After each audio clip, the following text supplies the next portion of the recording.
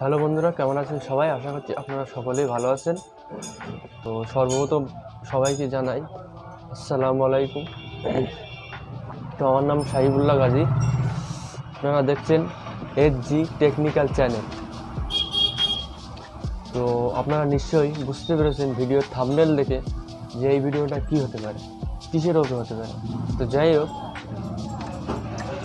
আপনারা যারা ঠান্ডার দিনে কাচের 100 ওয়াট কিংবা 200 ওয়াট ল্যাম্প ব্যবহার করেন, তাদের জন্য আমরা দেখেছি 100 ওয়াট কিংবা 200 ওয়াট ল্যাম্প বেশি দিন চলে না, 15 দিন 1 মাস চলে, তারপরে কেটে যায়।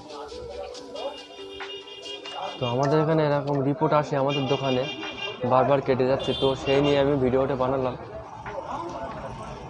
তো এই দেখেন 100 ওয়াট ল্যাম্প।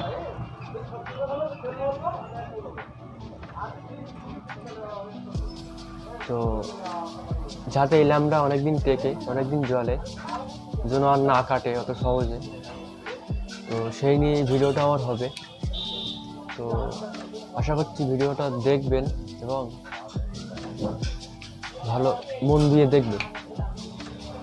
তো যাই হোক, ভিডিও শুরু করা যাক।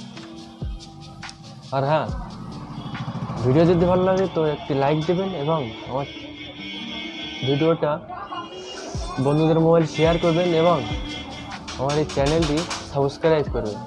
আর যদি কোনো মনে প্রশ্ন আসে তো কমেন্ট করে জানাবেন। তো চলুন দেখে নেই।